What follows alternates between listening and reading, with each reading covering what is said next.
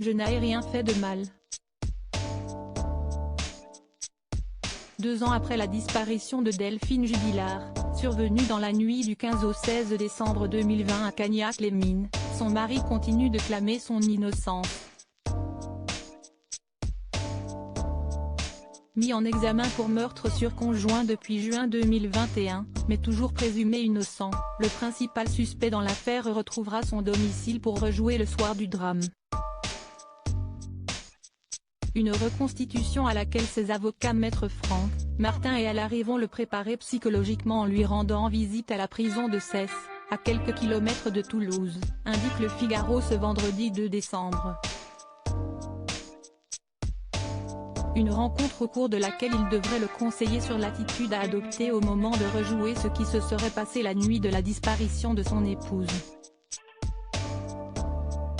Parmi les recommandations, celle de ne jamais mimer un geste qu'on leur demanderait d'exécuter, mais qu'il estime n'avoir pas effectué, rapportent nos confrères. En attendant le 13 décembre prochain, l'enquête se poursuit.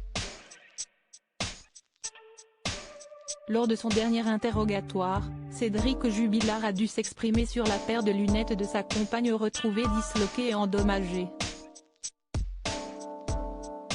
Cette hypothèse de Cédric Jubilard qui ne passe pas elle serait la trace matérielle d'une lutte entre les époux Jubilard, le 15 décembre 2020, selon les juges d'instruction Audrey Assema et Coraline Chartier, rapporte Le Parisien, ce jeudi 1er décembre.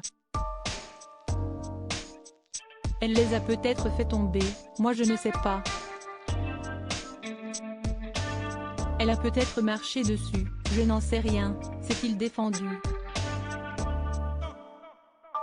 Une réponse loin de satisfaire les magistrates. Et pour cause, une expertise a permis d'exclure le fait qu'une simple chute en soit la cause. Au contraire, celle-ci a prouvé l'existence d'efforts dynamiques appliqués de l'extérieur vers l'intérieur.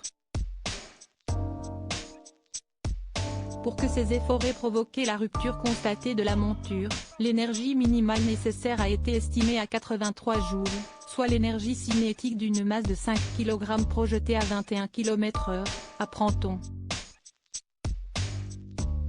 Malgré ce nouvel élément, les avocats de Cédric Jubilard ont plaidé un placement sous bracelet électronique au juge des libertés et de la détention, au tribunal judiciaire de Toulouse. Sa décision devrait être rendue le lundi 5 décembre. Pour rappel, les 6 dernières demandes de remise en liberté, déposées par ces 3 avocats, ont toutes été rejetées par la Chambre de l'instruction. Pour rappel, Cédric Jubilard demeure présumé innocent des faits qui lui sont reprochés jusqu'à l'annonce du verdict final de l'affaire. Crédit photo, capture d'écran BFM Télévision.